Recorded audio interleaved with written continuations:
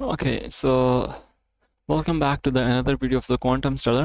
जैसे कि आपको पता है हमने first year Punjab board physics के चैप्टर नंबर 2 स्टार्ट किया हुआ जिसका आज थर्ड लेक्चर है, जिसमें हम कुछ कॉमन टर्म्स देखेंगे लाइक वेक्टर के बारे में क्या होते हैं, कि हम क्या सीखेंगे आज कि एडिशन ऑफ वेक्टर किस तरह हम करते हैं, एडिशन ऑफ वेक्टर के क्या कॉन्सेप्ट होते हैं, क्या इंपॉर्टेंट शॉर्ट क्वेश्चंस बोर्ड के रिलेटेड हो सकते हैं, कोई रिजल्टेंट वेक्टर के लिहाज से कुछ vector subtraction multiplication vector by scalar, unit vector and null vector और इक्वल वेक्टर। एग्जाम के पॉइंट ऑफ व्यू से इनका कॉन्सेप्ट वाइज इनकी एप्लीकेशन के लिहाज से कौन सा ज़्यादा इंपॉर्टेंट है और डिफरेंट एग्जांपल के थ्रू हम देखेंगे कि इनकी क्या एप्लीकेशन है। बाय द वे, वीडियो को स्टार्ट करने से पहले अगर आपने हमारे चैनल को सब्सक्राइब नहीं किया तो अगर आप अभी आप चैनल को सब्सक्राइब कर दें। सो बाय द वे, ये मैंने ऑलरेडी सेट किया हुआ है ताकि ज़्यादा टाइम वेस्ट ना हो। ये हमारे पास है एडिशन ऑफ वेक्टर ना। सो बेसिकली ये आपकी बुक पंजाब, आपको भी पता ही होगा, ये पंजाब बोर्ड की बुक है, क्योंकि बेसिकली मैं डायरेक्ट यहाँ से पढ़ाऊँगा नहीं, आप सब समझ रहे होंगे कि इसने चलो पेस्ट कर दिया, अब सीधा वर्ड टू वर्ड सिर्फ रीड करेगा। मैं सिर्फ ये नहीं करना चाह रहा, मैंने ये इसलिए पेस्ट किया ताकि आपको कन्फ्यूजन ना हो कि पता नहीं कहाँ से पढ़ा रहा है ना।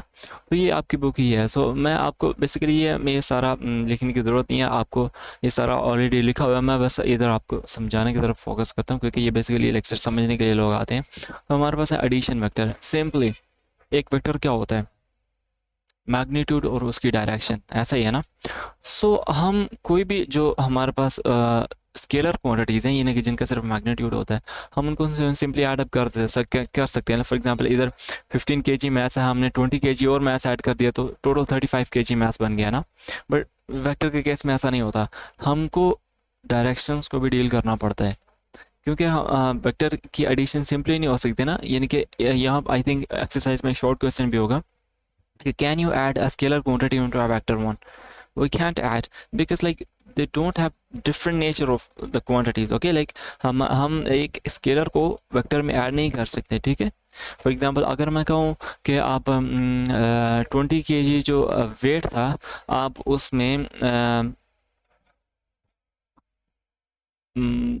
कुछ फोर्स ऐड कर दो ना, एक यानी कि एक स्केलर क्वांटिटी, और मैं कहता हूँ 10 न्यूटन फोर्स ऐड कर दो, तो आप कभी नहीं कह सकते हमारे पास टोटल वेट क्या हो जाएगा 30 kg। आप अब ये नहीं कह सकते ना। तो हमको वेक्टर्स के साथ साथ डायरेक्शंस को भी डील करना पड़ता है। अभी हम डायरेक्शन को कैसे डील करते हैं, सपोज हमारे पास दो वेक्टर हैं, क्योंकि हर हर वेक्टर की एक डायरेक्शन होती है ना। सपोज हमारे पास है ये एक वेक्टर, ये सपोज वेक्टर ए है, और मैं सेकेंड वेक्टर एक ले लेता हूँ, सपोज ये है मेरे पास एक वेक्टर बी, ठीक है। अच्छा, अभी सपोज ये दोनों एक ही ऑब्जेक्ट पे एक्ट कर रहे हैं, ओके। ये डिफरेंट पे भी हो सकते हैं, बाय द वे वो एक बाद में हम एग्जांपल देखेंगे। ये दो हमारे पास एक वेक्टर है, हमने इन दोनों को ऐड अप करना है ना। तो हम देखते हैं कि इन दोनों का रिजल्टेंट तो हाँ, रिजल्टेंट भी इसी तरह नहीं होगा कि हम फॉर एग्जांपल ये 10 न्यूटन की एक फोर्स है और ये एक 7 न्यूटन की फोर्स है। मैग्नीट्यूड भी इसी तरह ऐड नहीं होगा कि हम चलो मैग्नीट्यूड को साइड से ऐड करते हैं और डायरेक्शन को अलग से ऐड कर देंगे, इस तरह नहीं, कि मैग्नीट्यूड भी अफेक्ट करेगा हमारे पास, ठीक है। सो जो हेड एडिशन ऑफ वेक्टर क्या बोलता है कि हमने जो है सपोज ये हमारे पास ये सब कुछ वही लिखा हुआ है कि हमारे पास दो वेक्टर ए एंड बी हैं। अच्छा, उनको ऐड अब कैसे करना है कि जो भी वेक्टर होगा ना, अब किसी को भी फर्स्ट या सेकेंड वेक्टर कह सकते हो। ओके, सपोज ये हमारे पास सेकेंड वेक्टर है, इसके दो पार्ट्स हैं हमारे पास, ये हो गए एक टेल, और ये हमारे पास होता है उसका हेड, जो एरो की तरफ हो, एरो जहाँ पे होता है वो बेसिकली हेड होता है हमारे पास। तो हमने इसको टेल फर्स्ट दूसरे वेक्टर की टेल को फर्स्ट वेक्टर के हेड के साथ पॉइंट कर देना है, ठीक है। आप कुछ भी लिख सकते हो, यानी कि सिर्फ आपने क्या सेटिस्फाई रखना है कि जो दो वेक्टर्स है ना, हेड और टेल आपस में कनेक्टेड हो, ठीक है। आप कुछ भी लिख, यानी कि attach the head of the first vector to the tail of the second vector, the tail of the second vector to the head of the first vector, आप कुछ भी, बट ये कंडीशन सेटिस्फाई होनी चाहिए, ठीक है। ओके, सो ये हो गया ना। इसीलिए तो बेसिकली इसी के लिए इसको हेड टू टेल रूल बोलते हैं, ठीक है। हमने हेड को टेल से ज्वाइन करना पड़ता है। ओके, सो ये हमारे पास दो वेक्टर हमने ज्वाइन कर दिए। अभी जो रिजल्टेंट वेक्टर होगा वो हम कैसे ड्रॉ करेंगे कि हमने जो फर्स्ट वेक्टर की टेल होगी ना, यानी जो फर्स्ट वेक्टर की टेल को उसको लास्ट वेक्टर के हेड से पॉइंट करना है, ठीक है। तो ये जो बेसिकली होगा हमारा होगा रिजल्टेंट वेक्टर, ठीक है। ए प्लस बी। अभी इसका जो मैग्नीट्यूड होगा, हमने पहले रेक्टेंगुलर कोऑर्डिनेट सिस्टम पढ़ा था ना, उसमें मैंने एक्सप्लेन किया था कि अभी डायरेक्शन तो इसकी अलाइन हो गई ना, कि हमारे पास दो वेक्टर हैं, उसका रिजल्टेंट इस डायरेक्शन में होगा। बट जो उसका होगा ना मैग्नीट्यूड, वो डिपेंड करेगा क्योंकि 10 न्यूटन तो इस डायरेक्शन में था ना। सो इसका कुछ पार्ट जो रिजल्टेंट वेक्टर है उसका, फॉर एग्जांपल हम दो डायमेंशंस ले लेते हैं ना, एक ये डायमेंशन ले लेते हैं और एक ये ले लेते हैं, ठीक है। अच्छा, रिजल्टेंट वेक्टर का कुछ पार्ट तो हमारे पास 10 में है ना, 10 न्यूटन के डायमेंशन में है। बट जो उसका कुछ पार्ट है वो बी वेक्टर 7 न्यूटन के डायमेंशन में भी है, ठीक है। सो बेसिकली उसका मैग्नीट्यूड डिपेंड करेगा। बाकी अब मैं इसको ज़्यादा एक्सप्लेन नहीं करना चाह रहा, हम बाद में इसको एलाबोरेट करेंगे, ठीक है, जब हम प्रैक्टिकल एग्जाम्पल्स या न्यूमेरिकल कर रहे होंगे ना, ठीक है। सो ये हमारे पास एडिशन ऑफ वेक्टर, ठीक है। कि हाँ, ये एक बहुत इंपॉर्टेंट शॉर्ट क्वेश्चन भी इधर है, like head to tail rule, ये आपने काइंडली याद रखना है। हेड टू टेल रूल क्या होता है कि जो भी हमारे पास, यानी कि join the head of the first vector to the tail of the second vector and then join the tail of the first vector, all that yeah, इस इधर लिखा हुआ है, ठीक है। So this is called the head to tail rule of the vector. दूसरा मैं ये पॉइंट बता रहा था कि मैंने आपको बोला था कि आप जिस मर्जी वेक्टर को एक दूसरे में ऐड कर लो ना। सपोज मैं यही दो वेक्टर लेता हूँ, अगेन मैं क्या करता हूँ, इसकी एक कॉपी लेता हूँ, वेट, ओके। और अब मैं क्या करता हूँ कि ये जो मेरा सेकंड वेक्टर है इसको मैं फर्स्ट वेक्टर में ऐड कर देता हूँ ना। क्या किया मैंने कि हाँ, पहले मैंने ये ऐड किया था ना। अच्छा, ओके। सो अभी मैं क्या करता हूँ, ये दूसरा वेक्टर है ना, इसको मैं सपोज सेकंड वेक्टर कहता हूँ ना, इसको मैं फर्स्ट वेक्टर की हेड के साथ अटैच कर देता हूँ, ओके। ओके, सो ये सिनेरियो भी करके देख लेते हैं, क्योंकि मैंने आपको बोला हम किसी भी वेक्टर को किसी में भी ऐड कर सकते हैं ना अभी।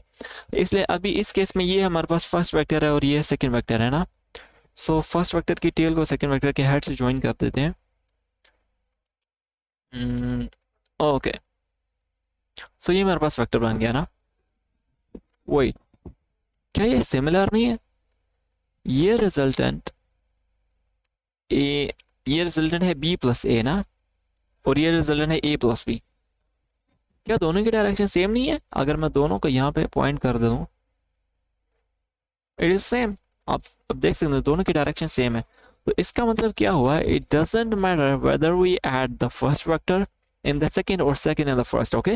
So a plus b in b plus a, वो दोनों की वैल्यू सेम होगी, ठीक है। ये एक कॉम्यूटेटिव प्रॉपर्टी है कि vector addition is a commutative property. ये आई थिंक एमसीक्यूज भी आ सकता है, एमडी कैट के पॉइंट ऑफ व्यू से भी एक इंपॉर्टेंट है कि addition of vector is a commutative property, okay. Commutative property यही होती है ना कि यानी कि a plus B is equal to B plus A. Sorry, मेरी राइटिंग इतनी अच्छी नहीं है, बाय द वे गुजारा कर रहा है, ठीक है। ओके, सो ये हमारे पास हो गया एडिशन ऑफ वेक्टर। मैं इसको ज़्यादा इलेबोरेट नहीं करना चाह रहा अभी। अब हमारे पास नेक्स्ट टर्म्स हैं कुछ टर्म, हाँ, रिजल्टेंट वेक्टर ना। रिजल्टेंट वेक्टर क्या है? बेसिकली ऐसा वेक्टर जो हम दो या दो से ज़्यादा वेक्टर की एडिशन या सब्ट्रैक्शन से मिलकर बनता है ना। यानी कि हमारे पास अगर एक ऑब्जेक्ट के ऊपर बहुत ज़्यादा मल्टीपल वेक्टर्स इफेक्ट कर रहे हैं तो उसका कंबाइंड इफेक्ट क्या होगा, उसका रिजल्टेंट इफेक्ट क्या होगा, ठीक है। तो वो बेसिकली हमारे पास रिजल्टेंट कहलाता है। एक मैं आपको एग्जांपल देता हूँ। फॉर एग्जांपल एक है हमारे पास मैथ्स ना, ओके। ओके, मैथ्स किस तरह है कि आपने इसको होल्ड भी किया हुआ है, ठीक है। आपने इसको होल्ड भी किया हुआ है और आप इसको सपोज ऊपर की तरफ खींच रहे हैं ना, ठीक है। आप इसको ऊपर की तरफ लिफ्ट कर रहे हैं और लिफ्ट हो रहा है, यानी कि आप इसका वेट आप उठा सकते हैं, ठीक है।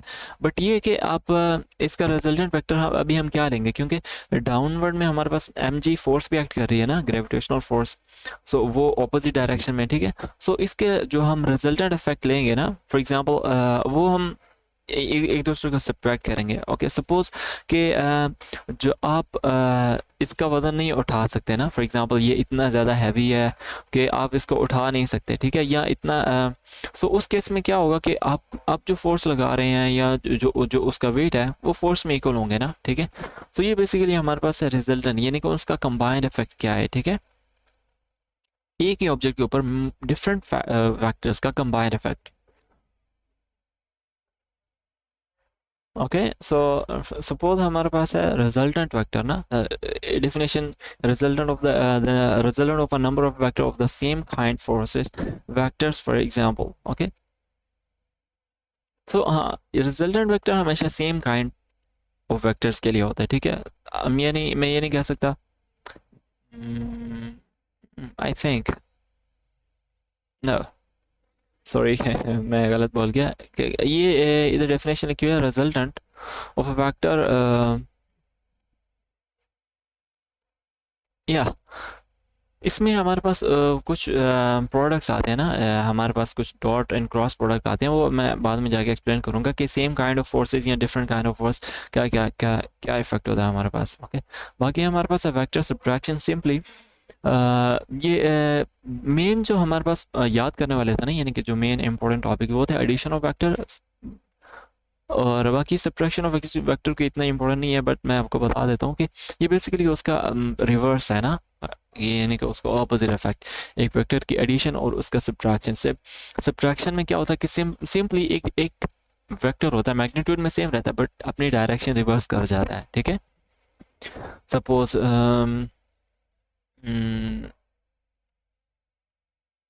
हाँ, ये ले लेते हैं ना, हाँ सपोज मेरे पास है, यही ब्लॉक ले लेते हैं, ठीक है।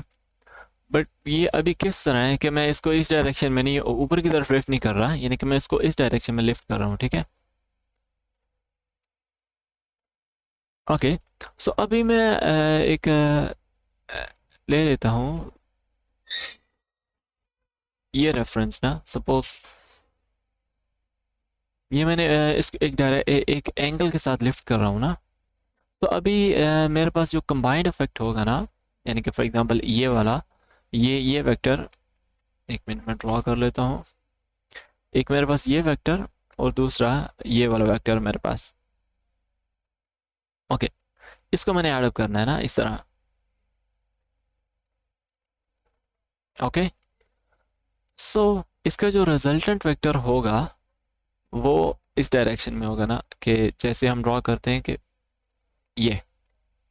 ओके, अच्छा अभी ये हमको कैसे पता चलेगा कि ये सब्ट्रैक्शन ऑफ वेक्टर हो रहा है या एडिशन ऑफ वेक्टर हो रहा है, क्योंकि एडिशन ऑफ हमने पढ़ा था कि सब्ट्रैक्शन ऑफ वेक्टर में क्या होता है कि एक डायरेक्शन सिर्फ अपनी, एक वेक्टर अपनी डायरेक्शन रिवर्स कर लेता है, ठीक है।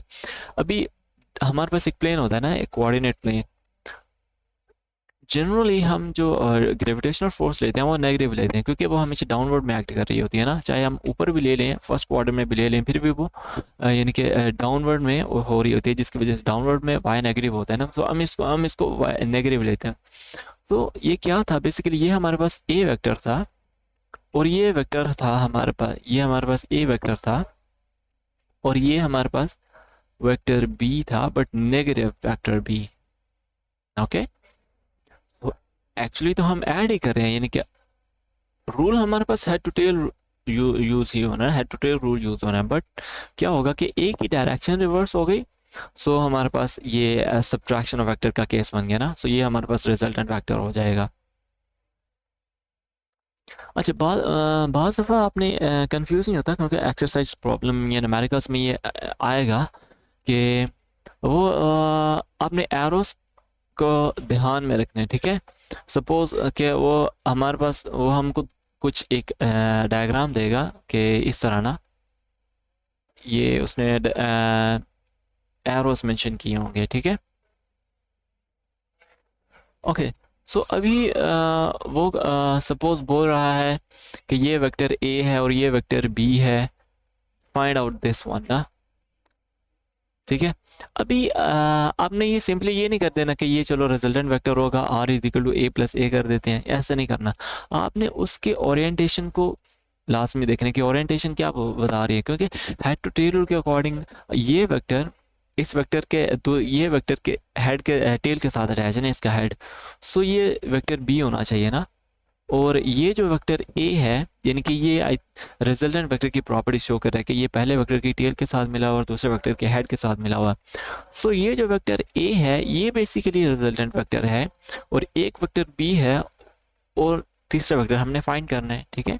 Suppose x। सो ये मैं क्लियर करना चाह रहा था कि एक्सरसाइज न्यूमेरिकल प्रॉब्लम में इस तरह के क्वेश्चन हैं। सो ये आपने माइंड में रखना है। सो बाकी ये हमारा वो हो गया रिजल्टेंट वेक्टर और वेक्टर सब्ट्रैक्शन भी हो गया। ओके आगे मल्टीप्लिकेशन ऑफ वेक्टर। ठीक है, मल्टीप्लिकेशन ऑफ वेक्टर क्या होता है बाय स्केलर नंबर। ठीक है, ये सिंपल है कि सपोज हमारे पास एक 10 न्यूटन का है, 10 न्यूटन की एक फोर्स है। ओके, तो हमने क्या किया, उसको जस्ट एम्पलीफाई कर दिया। ठीक है, ये सपोज हमने उसको बूस्ट अप कर दिया। ठीक है, बूस्ट अप तो क्या होगा, उसकी डायरेक्ट हम कोई एडिशनल फोर्स ऐड नहीं कर रहे। ठीक है, ना ही किसी डायरेक्शन में फोर्स ऐड कर रहे हैं। ठीक है, हमने बस उसको बूस्ट अप दे दिया ना, तो क्या बन गया, सपोज एक गाड़ी 20 मीटर पर सेकंड से जा रही थी ना, तो हमने क्या किया, उसको एक्सेलरेट किया और अभी वो 30 मीटर पर सेकंड से जा रही है। ठीक है, सो जस्ट सिंपली हमने ना इसकी डायरेक्शन चेंज की ना कुछ नहीं किया, बस उसको बूस्ट अप किया ना। सो ये बेसिकली हमारे पास एक मल्टीप्लायर के तौर पर काम करता है कि the product of A vector A with a number 0 to 1 is defined to be a new vector. Okay, अभी यहाँ पर एक क्वेश्चन स्टूडेंट्स राइज करते हैं कि हम जो क्वेश्चन था कि जो कोई भी न्यूमेरिकल नंबर हो वो तो एक स्केलर क्वांटिटी है और हम उसको वेक्टर के साथ कैसे मल्टीप्लाई कर सकते हैं। ठीक है, सो मल्टीप्लाई या डिवाइड करने से एक वेक्टर की नेचर चेंज नहीं होती है। ठीक है, क्योंकि जो ये नंबर होता है ये सिंपली उसके मैग्नीट्यूड पे अफेक्ट कर रहा होता है। ठीक है, क्योंकि इस नंबर की कोई डायरेक्शन नहीं होती ना, तो इसलिए हम ये सिंपली उसको यू कैन से उसको 2 टाइम्स या 3 टाइम्स उसको जस्ट मल्टीप्लाई करता है। ठीक है, ये डिवाइड करने से एक वेक्टर की नेचर पे कोई इफेक्ट नहीं पड़ता। ठीक है, बट ऐड अप करने से हमारे पास वो इफेक्ट करता है, क्योंकि ऐड अप हम सिंपली नहीं कर सकते, हम उसको डायरेक्शन के साथ भी ऐड करना होता है। ठीक है, अभी इस केस में भी आप सोच रहे होंगे कि अगर इस केस में भी अगर हम सेम डायरेक्शन में ले लें, ठीक है, अगर हम सेम डायरेक्शन में दो ही वेक्टर ले लें, मैं यही बोल रहा हूँ ना कि मल्टीप्लायर क्या क्या काम करता है, कोई डायरेक्शन हम चेंज नहीं करते, कोई एडिशनल वेक्टर ऐड नहीं करते, बस सेम डायरेक्शन में हम उसको बूस्ट अप दे देते हैं ना। सो बूस्ट अप हम इस तरह भी दे सकते हैं कि अगर हम इसी डायरेक्शन में एक और वेक्टर ऐड करें और इसको इसमें ऐड कर दें ना, फॉर एग्जांपल ये 10 न्यूटन था और ये 7 न्यूटन, मैंने एक दो फोर्स ऐड की ना, ये फोर्स ए और ये बी। सो अभी सिंपली वेक्टर मल्टीप्लिकेशन के कॉन्सेप्ट की तरह कि अगर मैं इसको सिंपली 10 + 7 भी कर दूं ना, सिंपली मैं इसको जस्ट सिंपल ऐड करूं ना, तो तब भी ये वैलिड होगा। ठीक है, ये वायलेट नहीं करता, क्योंकि मैं कोई भी यानी कि डायरेक्शन को इन्वॉल्व नहीं कर रहा है। ठीक है, बट एक्चुअली में डायरेक्शन इन्वॉल्व हो रही है। ठीक है, क्योंकि अगर मैं इसको हेड टू टेलर के अकॉर्डिंग ऐड करता हूँ, सपोज ये मेरा वेक्टर ए था ना, सॉरी मैं इसको साइड पे ले आता हूँ, वहाँ पे बहुत कंफ्यूजन हो रही है।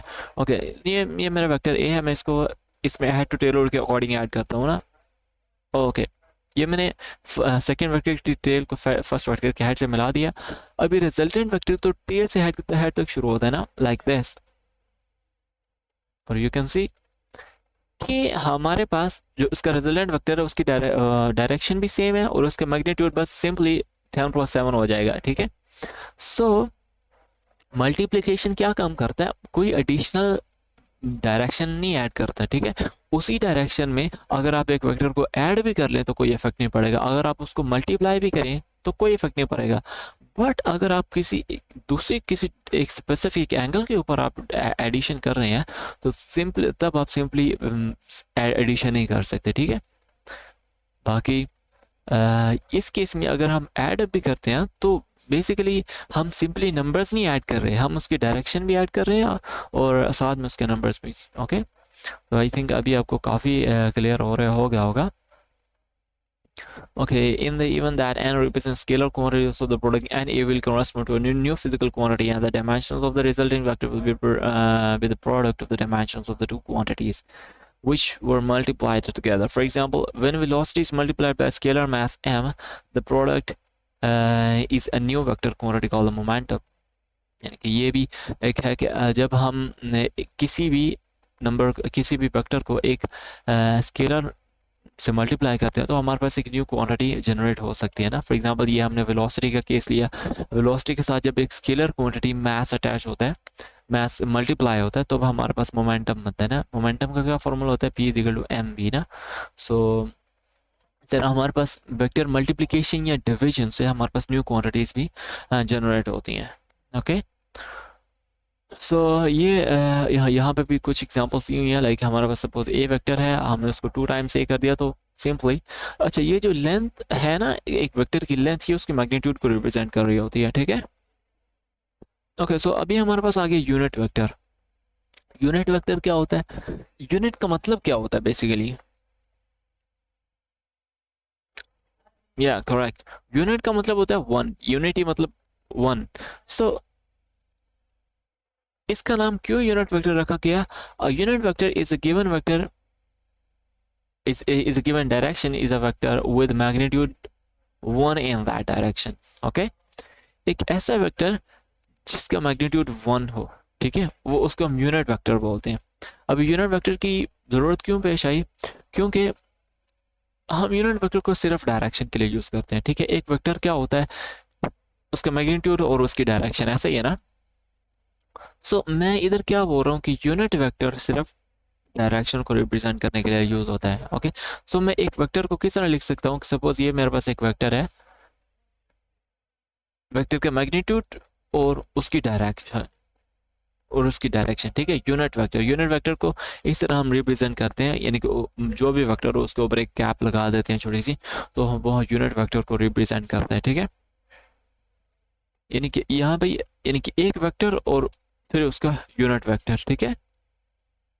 या यूनिट वेक्टर, अगर हम यूनिट वेक्टर का फॉर्मूला निकालें तो यूनिट वेक्टर क्या होता है कि एक वेक्टर और उसका magnitude. By the way magnitude के तो रिप्रेजेंट करने के दो मेथड होते हैं। हम या तो उसको सिंपली इस तरह लिख सकते हैं, या हम उसको इस तरह लिख सकते हैं, ठीक है। सो ये है हमारे पास एक यूनिट वेक्टर का formula, like the vector divided by the magnitude of it is called a unit vector. अच्छा अभी यूनिट वेक्टर मल्टीप्लाई करने से कोई भी इफेक्ट क्यों नहीं पड़ता है, क्योंकि इसका मैग्नीट्यूड 1 होता है ना, और ये सिर्फ डायरेक्शन को क्यों रिप्रेजेंट करता है। सपोज मेरे पास कोई भी एक वेक्टर है ना, सपोज 30 न्यूटन का एक वेक्टर है, ठीक है। 30 न्यूटन का मेरे पास एक वेक्टर है, ये मैंने उसका मैग्नीट्यूड ले लिया, ठीक है। और क्योंकि यूनिट वेक्टर का मैग्नीट्यूड हमेशा 1 ही होता है, 1 यूनिट वेक्टर मैं ले लेता हूँ ना, ठीक है। सो यहाँ पे मैं मैग्नीट्यूड कोई भी रिप्रेजेंट कर दूं, चाहे 30 कर दूं, चाहे 300 कर दूं, चाहे 3000 कर दूं, multiply by 1 will be same, like 30 Newton, साथ में उसका यूनिट वेक्टर। अच्छा अभी यूनिट वेक्टर इसलिए डायरेक्शन को रिप्रेजेंट करता है, ठीक है, कि इसकी 3 डायरेक्शन होती हैं। बाय द वे हमारे पास होता है z एक्सिस में k unit vector, y axis में j यूनिट वेक्टर, और i एक्सिस में x एक्सिस में i यूनिट वेक्टर ना। सपोज अगर ये 3 न्यूटन का फोर्स i डायरेक्शन में थी, यानी कि x के डायरेक्शन में थी, सो हम सिंपली उसको i यूनिट वेक्टर से रिप्रेजेंट कर देंगे, like that 30i unit vector. Okay अच्छा अब कुछ इस तरह भी हो सकते हैं कि एक वेक्टर सिर्फ एक ही डायरेक्शन में ना हो, वो 2-3 डायरेक्शंस में हो ना। फॉर एग्जांपल ये तो यानी कि ये एक्स एक्सिस के पैरेलल था ना। सपोज मैं एक वेक्टर लेता हूँ जो कि सपोज इस डायरेक्शन में है ना, तो अभी इस केस में तो हम नहीं कह सकते ना कि वो एक्स एक्सिस में वाई में है या जी में है। सो उसके हमारे पास कोऑर्डिनेट होते हैं जो कि उसकी फाइनल डायरेक्शन को रिप्रेजेंट करते हैं। सपोज हमारे पास एक वेक्टर है बी वेक्टर, उसके क्या कंपोनेंट्स हैं हमारे पास, यानी कि वो 4 पॉइंट एक्स में ये आई capital I cap means x axis की जो कंपोनेंट, प्लस 7 जे मतलब यानी कि 7 कंपोनेंट्स वो वाई में है, नेगेटिव 3 के यानी कि जो एक वेक्टर है वो 4 पॉइंट्स एक्स की डायरेक्शन में, 7 पॉइंट्स वाई की डायरेक्शन में, और नेगेटिव 3 पॉइंट के जी की डायरेक्शन में ना, ठीक है। सो इसी तरह हम ये बेसिकली डायरेक्शन को रिप्रेजेंट करते हैं, ये अपने माइंड में रखना है, ठीक है। बाकी लेटर ऑन कुछ इसके न्यूमेरिकल्स भी होंगे, बाकी जो हम एग्जांपल से भी देखेंगे कि इसका हमेशा मैग्नीट्यूड 1 ही रहता है, ठीक है। The direction along x and y axis are generally represented by unit vector, ठीक है, आई जे के रिस्पेक्टिवली। अच्छा, बाकी ये भी है कि सपोज ये हम ओके ये इस डायरेक्शन में तो एक्स एक्स देना, सो उसका नेगेटिव एक्स एक्स नेगेटिव आई किस डायरेक्शन में होगा, उसके ऑपोजिट साइड में। इस तरह ये हमारे पास नेगेटिव आई होता है, ठीक है। सो इस तरह ये डाउनवर्ड में हमारे पास नेगेटिव जी होगा, ओके, लाइक नेगेटिव के प्राइम के कैप, और जो इस डायरेक्शन में होगा ये हमारे पास नेगेटिव जे कैप होगा, इस तरह ना। तो ये हमारे पास कुछ ओरिएंटेशन है जो कि सिर्फ डायरेक्शन, आपने कीप इन माइंड रखना है कि यूनिट वेक्टर हमेशा डायरेक्शन को रिप्रेजेंट करता है, ठीक है। Okay, about null vector. अच्छा, नल वेक्टर क्या होता है? A null vector is a vector of zero magnitude. I think bore हो रहे हैं, बट ये दो टॉपिक्स रह गए हैं, आपने ज़्यादा कंफ्यूज नहीं होना। चीज़ें इजी हैं यार, आसान है, इतनी कोई मुश्किल नहीं है। देखिए आप ने यहाँ तक पढ़ लिया है, इजी था ना, कोई इतना डिफ़िकल्ट नहीं था ना। बाकी अगर आपको वीडियो अच्छी लग रही हो तो चैनल सब्सक्राइब कर दिया करो यार। इस तरह की वीडियोस हमको थोड़ी मोटिवेशन मिल जाती है ना। सो जैसे ज़ाहिर है कि आप हमको ज़्यादा सपोर्ट करेंगे तो हम ज़्यादा से ज़्यादा बेटर वीडियो आपके लिए लेके आएंगे ना। तो हम कहाँ थे? या नल वेक्टर। नल वेक्टर के बारे में एक बहुत ही important पॉइंट है। A null vector is a vector of magnitude 0 in arbitrary direction. For example, the sum of the vector and its negative vector is a null vector. अच्छा, okay, समझ आ गया। Unit vector का मैं क्या था? Magnitude 1 था ना। सपोज अगर कुछ भी, ये अगर मैग्नीट्यूड 3 न्यूटन का है, तो उसका कुछ ना कुछ मैग्नीट्यूड 1 सपोज इस डायरेक्शन में होगा ना। बट ये कि हमने क्या किया, उसकी कोई डायरेक्शन तो है ना। हमने क्या पहले पढ़ा, नल यूनिट वेक्टर की डायरेक्शन को रिप्रेजेंट करता है। बट एक ऐसा वेक्टर जिसका मैग्नीट्यूड ही 0 है, फॉर एग्जाम्पल अगर मैं इधर पॉइंट भी अगर शो करूँ तो उसका भी कुछ ना कुछ मैग्नीट्यूड होगा, लाइक 0.000000001। बट एक ऐसा वेक्टर जिसका मैग्नीट्यूड ही 0 हो, यानी कि कुछ भी ना हो, nothing, and that vector is called a null vector. Now one of the biggest question is that if there is nothing, अगर इधर कुछ भी नहीं है तो हम उसको वेक्टर क्यों कंसिडर कर रहे हैं? हम ये नल वेक्टर ले ही क्यों रहे हैं? ना ही उसकी कोई डायरेक्शन है, क्योंकि एक छोटा सा पॉइंट की क्या डायरेक्शन होगी? फॉर एग्जांपल जितना बड़ा मैग्नीट्यूड होगा आप बता सकते हैं कि ये हमारे पास है। अब आर्बिट्रेरी डायरेक्शन कहीं भी हो सकती है ना। तो हमको क्यों जरूर, हमको क्या इतनी मुसीबत पड़ी है कि हम नल वेक्टर को यूज करें? अगर सिंपली नहीं है तो क्यों रिप्रेजेंट कर रहे हो? स्टूडेंट्स को क्यों खपा रहे हो? बट नहीं, हम नल वेक्टर हम क्यों यूज करते हैं? नल वेक्टर सिंपली, ये तो एक डेफिनेशन है ना कि आपको डेफिनेशन याद करनी है। अच्छा, नल वेक्टर हम इसलिए यूज करते हैं कि हमने वेक्टर प्रॉपर्टीज को सेटिस्फाई करना होता है, ठीक है। वेक्टर प्रॉपर्टीज क्या है कि addition of vector is also a vector, resultant vector is a vector quantity, right. So अगर हम दो वेक्टर्स को ऐड अप कर देते हैं उनका रिजल्ट 0 आता है, ठीक है। बट 0 हमारे पास एक स्केलर क्वांटिटी है ना। सो बिकॉज जो हमारे पास दो वेक्टर का एडिशन होता है वो हमारे पास एक वेक्टर क्वांटिटी होता है। तो जस्ट वेक्टर प्रॉपर्टीज को सेटिस्फाई करने के लिए हमने क्या किया कि हमने यहाँ पे एक क्वांटिटी इंट्रोड्यूस करा दी, नल वेक्टर, और स्टूडेंट्स को और मुसीबत में डाल दिया। चलो जी, बाय द वे ये एक छोटा सा कॉन्सेप्ट था, आई थिंक ये आपको पहले नहीं पता होगा, बट आपने इसमें ज़्यादा कंफ्यूजन है ना, आपने बस ये डेफिनेशन याद करनी है, ठीक है। हो सकता है एग्जाम में आ जाए। बाकी इक्वल वेक्टर्स क्या है? इक्वल वेक्टर वो यानी कि जिनका डायरेक्शन सेम हो, जिनका मैग्नीट्यूड सेम हो। सो इसी तरह हमारे पास जो equal vector, two vectors A and B are said to be equal they if they have the same magnitude and direction regardless of the position of their initial points, okay। यानी कि कुछ भी हमारे पास उनका मैग्नीट्यूड और direction same हो, ये फ़र्क नहीं पड़ता कि वो कहाँ से ओरिजिनेट हो रहे हैं या कहाँ पे उनका इनिशियल पॉइंट है ना, ठीक है। This means parallel vector of the same magnitude, same वही पैरेलल वेक्टर्स या इक्वल वेक्टर, आप कुछ भी बोलें, ठीक है। तो ये हमारा सा छोटा सा एक लेक्चर, आई थिंक छोटा छोटा करते हुए भी आई थिंक आधे घंटे का हो गया। सो थैंक्स दैट आप यहाँ तक ठहरे रहे।